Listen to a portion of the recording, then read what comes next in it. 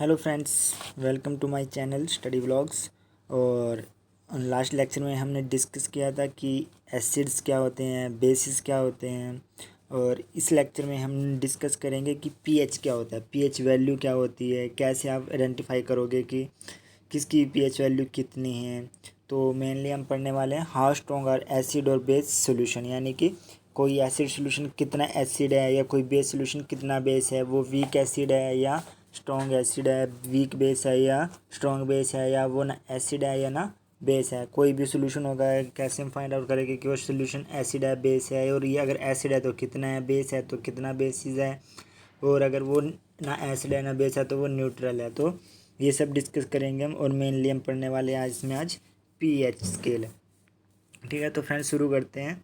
जैसे हमने last lecture में पढ़ा था कि एसिड और एसिड क्या होते हैं, एसिड शॉर इन टेस्ट होते हैं, और बेस क्या होते हैं, बेस बिटर इन टेस्ट होते हैं। फिर हमने एसिड और बेस को इंडिकेटर से कैसे पहचाना था। इंडिकेटर मतलब नेचुरल इंडिकेटर और सिंथेटिक इंडिकेटर, दो प्रकार, टू टाइप के इंडिकेटर थे हमारे पास।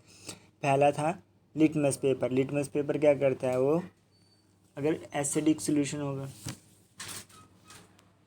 तो जैसे एसिड क्या करते हैं, ब्लू लिट्स पेपर को रेड कर देता है। और बेसिस क्या करता है, बेसिस रेड लिटमस पेपर को वापस ब्लू में चेंज कर देगा। अगर एसिडिक सोल्यूशन होगा और उसमें ब्लू लिटमस पेपर को डालेंगे तो उसे रेड कलर में चेंज कर देगा।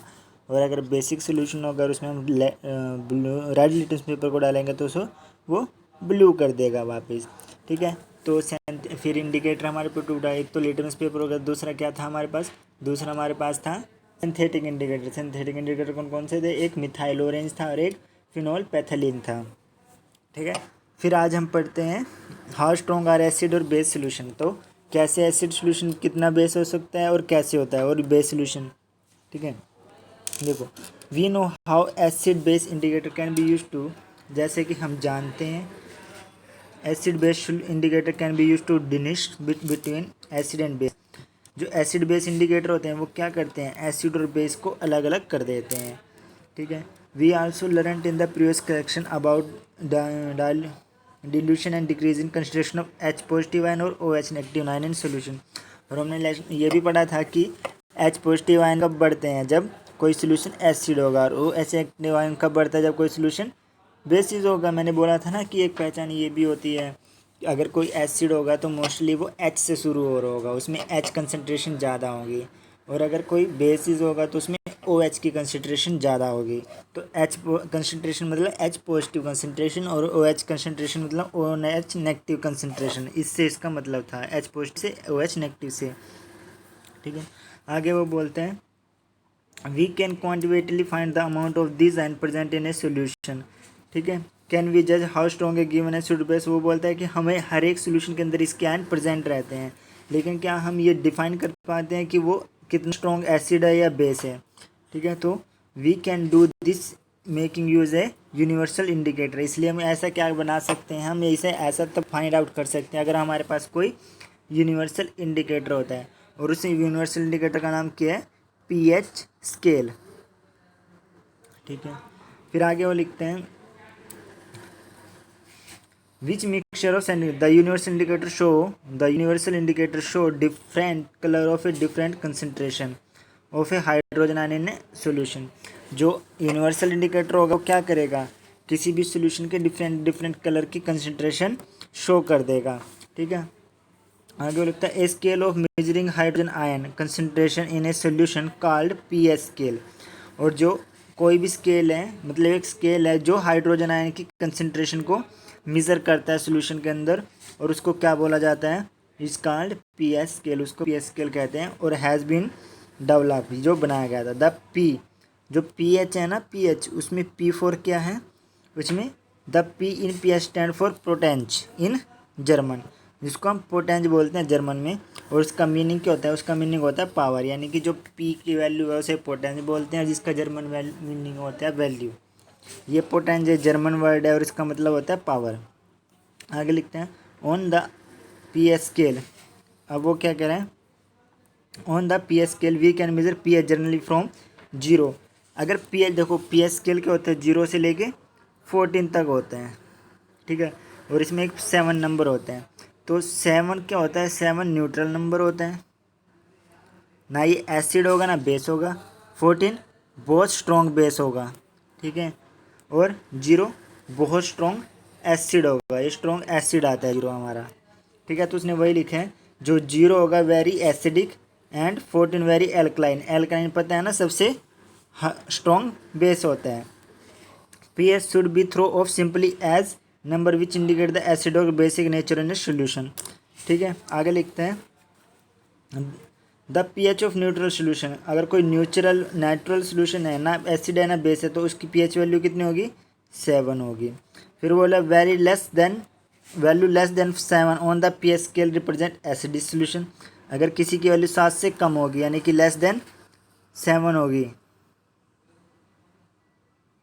लेस देन 7 होगी, अगर किसी की वैल्यू लेस देन 7 होगी तो वो एसिड होगा। अगर उसकी वैल्यू 7 से कम है तो वो एसिड होगा। उसने ये लिखा है the value less than 7 on pH scale represent acidic solution. As the pH value increase from 7 to 14 it represent the OH negative. OH negative मतलब बेसिक सोल्यूशन, ठीक है। ये बेसिक सोल्यूशन होगा। That is increase the strength of alkali. Generally paper impregnated with universe indicator used for measuring pH, ठीक है। अब देखो ये उसने एक ग्राफ दे रखा है, इसमें क्या दिखाया उसने, ये 7 को उसने क्या ले लिया, न्यूट्रल नंबर। और अगर इधर इंक्रीज हो गया यानी कि 0 से 14 की तरफ जब बढ़ोगे तो क्या बढ़ जाएगा, बेसिक नेचर इंक्रीज हो जाएगा, यानी कि OH नेगेटिव आयन इंक्रीज होगा, ठीक है।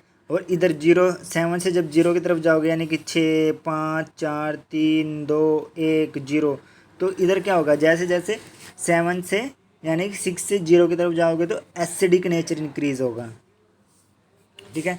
या आप बोल सकते हो सिंपली H पॉजिटिव आयन की कंसनट्रेशन इंक्रीज होगी। इधर क्या होगी, OH पॉजिटिव आयन की कंसनट्रेशन इंक्रीज होगी। और दूसरा क्या बोल सकते हो कि इधर जो है H पॉजिटिव आयन की कंसनट्रेशन डिक्रीज हो रही है, ठीक है। और आगे क्या लिखते हैं वो, variation of pH with change in concentration H positive and OH negative ion acid base and salt में चेंज हो जाते हैं, ठीक है।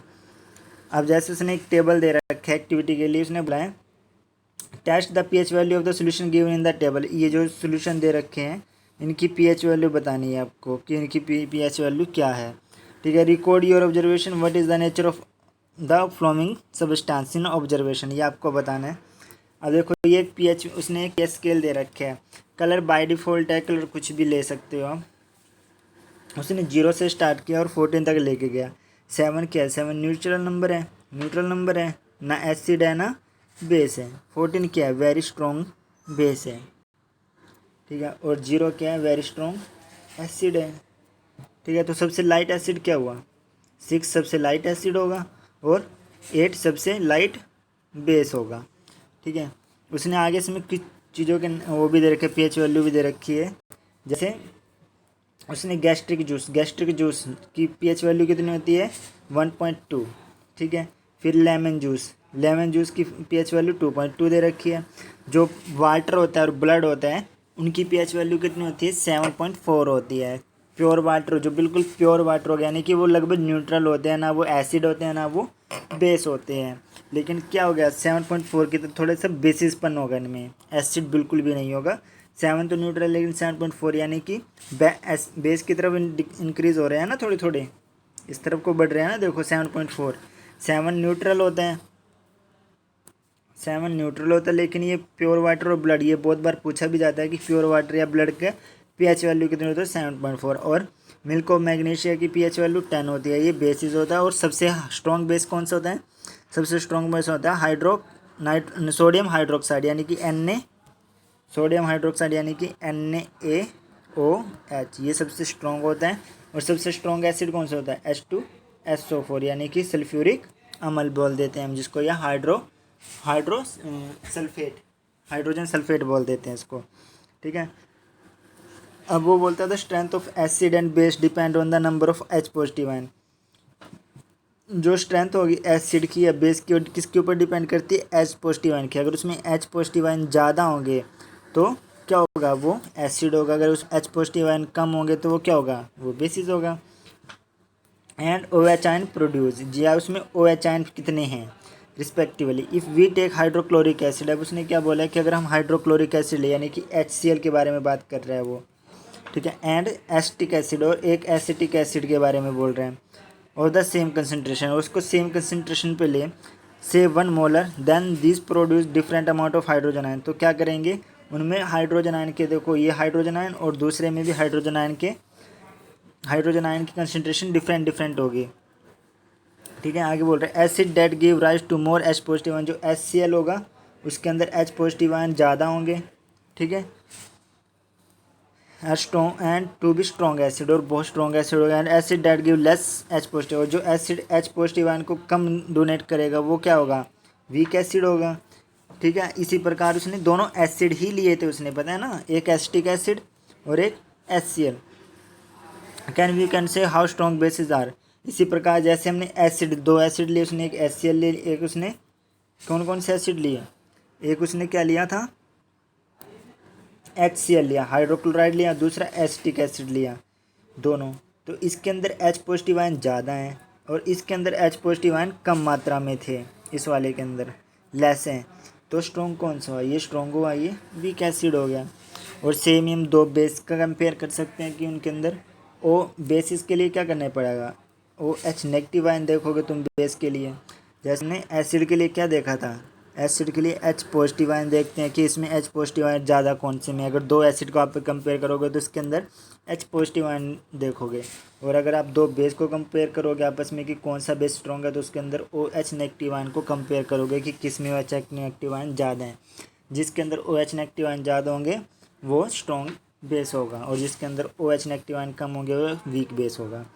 फिर बात आती है importance of pH in everyday life, everyday life में pH की क्या इम्पोर्टेंस है, ठीक है, तो क्या है, देखो pH वैल्यू हमारी हर हर प्रतिदिन हमारे जीवन में काम आती है, हर हर जगह हम pH वैल्यू चेक करते हैं, बट हम चेक नहीं कर पाते, लेकिन होती ज़रूर है। जैसे our plant and animal are pH sensitive, क्या जितने भी प्लांट होते हैं या एनिमल होते हैं क्या वो pH सेंसिटिव होते हैं, तो देखो our body work within pH range of 0.7.0 to 7, जो हमारी बॉडी है उसके अंदर जो pH रेंज है वो काम करते हैं ना 7.0 से 7.8 के बीच में होती है, ठीक है।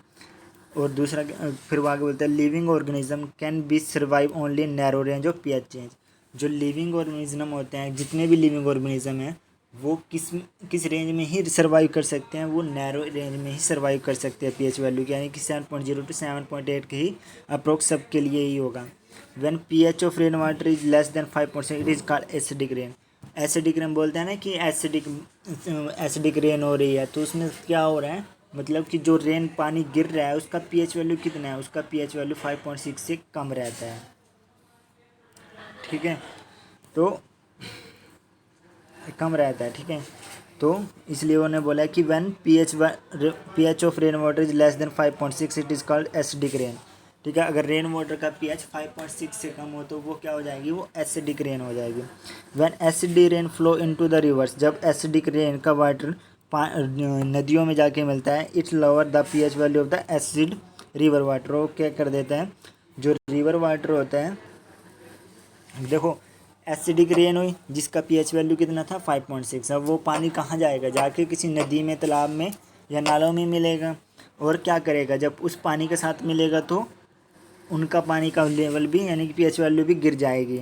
The survival aquatic life in such river become difficult, और उससे क्या होगा, जो उसके अंदर रहने वाले जीव जंतु हैं जैसे फिश हो गई, ठीक है, या टोटाइल हो गया या कच्छे हो गए, कुछ भी हो गया, वो सब क्या हो गया जाएंगे, उनके लिए जीना मुश्किल हो जाएगा, क्योंकि उनकी pH रेंज कितनी है 7.0 टू 7.8 है। बोला है ना कि जितने भी लिविंग ऑर्गेनिज्म हैं वो नैरो रेंज में रहते हैं, लेकिन वहाँ पे क्या हुआ है, एसिडिक वाटर की मात्रा यानी कि एसिडिटी बढ़ गई, तो इसकी वजह से क्या हो जाता है, कई बार हमने देखा है ना कि तालाब में या नदियों में मछलियाँ मरने शुरू हो जाती हैं फिश, तो इसी की वजह से होता है कि वहाँ पे एसिडिक H पॉजिटिव आयन की मात्रा बढ़ जाती है, ठीक है,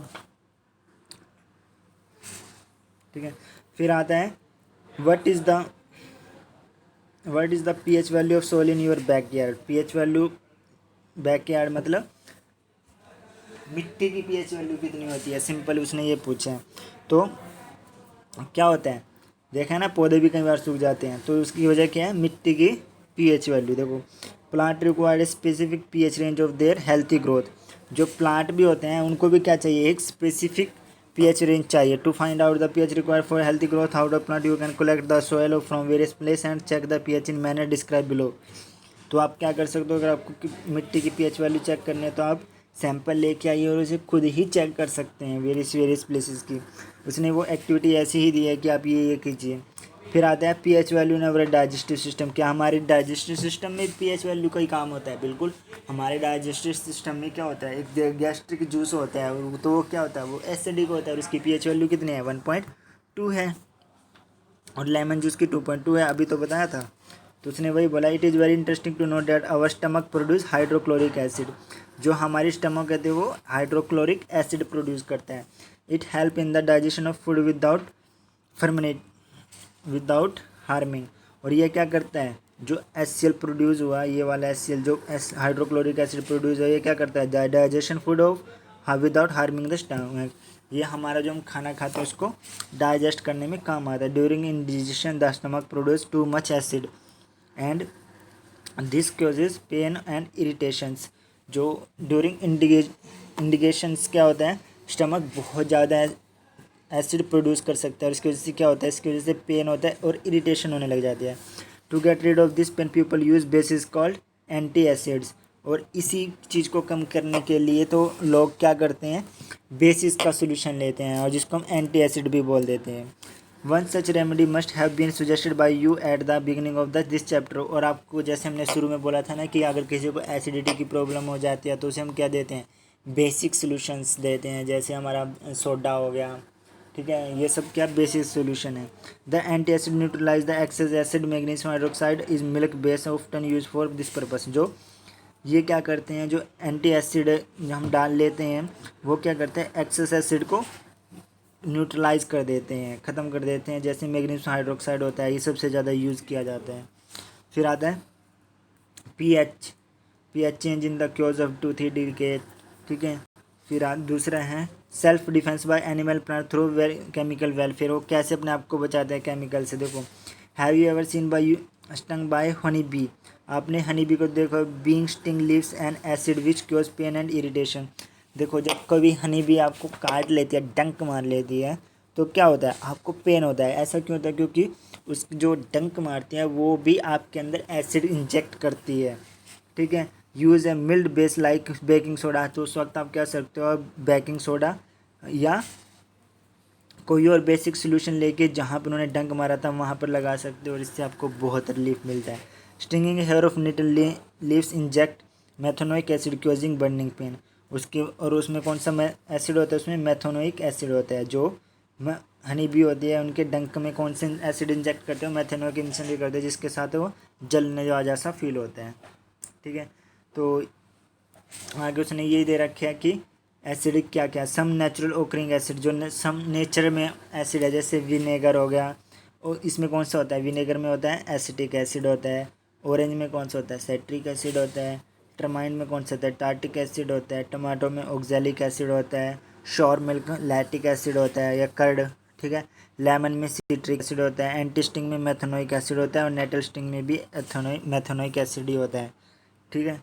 तो आज ये था हमारा पीएच, यानी कि पीएच के बारे में हमने एक बार रिवीजन कर लेते हैं क्या क्या पढ़ा तब तक चैप्टर में। देखो, तो सबसे पहले हमने एसिड पढ़ा है, इंट्रोडक्शन ऑफ एसिड। एसिड क्या होते हैं, सोरिन टेस्ट होते हैं। और बेस क्या होता है, बेस बिटरिन टेस्ट होते हैं। फिर हमने क्या पढ़ा, इसको दो तरीके से हम इसको फाइंड आउट कर सकते हैं, एक तो टेस्ट करके और दूसरा नेचुरल इंडिकेटर से। नेचुरल इंडिकेटर से हमारा क्या था, लिटमस पेपर। तो एसिड क्या करता है, एसिड ब्लू लिटमस पेपर को रेड कर देता है। और बेस क्या करता है, बेस रेड लिटमस पेपर को ब्लू कर देता है, ठीक है। फिर हमने क्या पढ़ा आगे, सिंथेटिक इंडिकेटर। सिंथेटिक इंडिकेटर कौन कौन से थे हमारे पास, एक था मिथाइल ऑरेंज और दूसरा था फिनोल पैथालीन, ठीक है। फिर हमने क्या किया कि भैया बार बार तो हम ये चीज़ें नहीं यूज़ कर सकते, तो हमें एक यूनिवर्सल इंडिकेटर चाहिए। यूनिवर्सल इंडिकेटर हमने क्या बनाया, पीएच स्केल, जिसमें पी फॉर पोटेंस था और जिसका पोटेंस का मतलब जर्मन वर्ड है जिसका मतलब होता है पावर, ठीक है। उसके ऊपर हमने क्या किया, उसके ऊपर हमने देखा जो हमारा 0 से 14 तक नंबर है उसके ऊपर रिप्रेजेंट किए हुए थे, और जो हमारा 7 नंबर था, जो 7 नंबर था वो क्या था, वो न्यूट्रल को रिप्रेजेंट करता था, ठीक है। और जो 0 नंबर था वो वेरी हाई एसिड को रिप्रेजेंट करता था। और जो 14 नंबर था वो क्या करता था, वेरी स्ट्रॉन्ग बेस को रिप्रेजेंट करता था। फिर हमने पढ़ा है कि कोई एसिड कैसे होगा, बेस कितना होगा। फिर हमने उसके बाद हमने पढ़ा था कि जो हमारा गैस्ट्रिक जूस होता है, स्टमक जिसमें होता है, वो क्या कर, उसकी पीएच वैल्यू कितनी है, 1.2 है। वाटर या ब्लड की पीएच वैल्यू कितनी है, 7.4 है, प्योर वाटर या ब्लड की, ठीक है। और सोडियम हाइड्रोक्साइड की वैल्यू कितनी है, 14 है। तो वो स्ट्रॉन्ग बेस हो गया। और हमारा वाटर हो गया या प्योर ब्लड हो गया या प्योर वाटर हो गया, तो उसकी पीएच वैल्यू 7.3, यानी कि वो लगभग न्यूट्रल ही थे। उसके बाद हमने क्या पढ़ा, स्टमक के बारे में कि पीएच वैल्यू हमारी एवरीडे लाइफ में कैसे होता है। स्टमक हमारा कौन सा एसिड जनरेट करता है, एसिटिलिन एसिड जनरेट करता है, जिसकी वजह से क्या होता है, पेन होता है और इरिटेशंस होती है। और उसको रिमूव करने के लिए हम क्या करते हैं, हम बेसिक सोल्यूशन लेते हैं, ठीक है। फिर हमने पढ़ा कि क्या जीव जंतुओं में भी ऐसे होता है, बिल्कुल, क्योंकि जो हनी बी होती है वो जब आपको काटती है तो उसकी स्टिंग में मेथनोइक एसिड होता है। फिर हमने पढ़ा कुछ नेचुरल ओकरिंग एसिड कौन कौन से थे।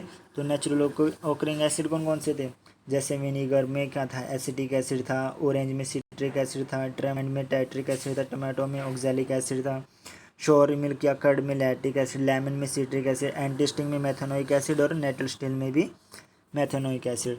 तो ये पूछ लेगा एग्जाम में आपके मल्टीपल चॉइस क्वेश्चन में कि किस में कौन सा एसिड मिलता है, ये पढ़ के जाना। तो फ्रेंड आज की वीडियो में इतना ही। तो नेक्स्ट वीडियो में हम करेंगे मोर अबाउट साल्ट के बारे में हम पढ़ेंगे कि साल्ट कैसे होते हैं, कैसे काम करते हैं, ठीक है, कैसे हमारा कॉमन साल्ट हमारे कैसे बना था सबसे पहले, ठीक है, नेक्स्ट वीडियो में पढ़ेंगे। तो फ्रेंड्स अगर आपको वीडियो अच्छी लगे तो इसको लाइक करना, शेयर करना और अपने फ्रेंड के साथ भी शेयर करना, और इसे सब्सक्राइब जरूर करना चैनल को। आपका हर एक लाइक से मोटिवेशन बढ़ता है, हमें कॉन्फिडेंस आता है अगर आप लाइक करोगे, कमेंट करोगे। और फ्रेंड्स अगर आपको वीडियो अच्छा लगे तो कमेंट और लाइक शेयर सब्सक्राइब तो करना ही करना। साथ में अगर आपको कोई क्वेरी हो, कोई डाउट हो, कोई प्रॉब्लम हो, तो आपको कुछ भी पूछना हो लेक्चर के से रिलेटेड, तो आप मेरे को चैनल के डिस्क्रिप्शन में मेरी ईमेल आईडी भी है और मेरा व्हाट्सएप नंबर भी, आप वहाँ पे भी मुझसे कांटेक्ट कर सकते हो। तो इसी के साथ thank you friends, next video में मिलते हैं जल्द। Okay bye, see you.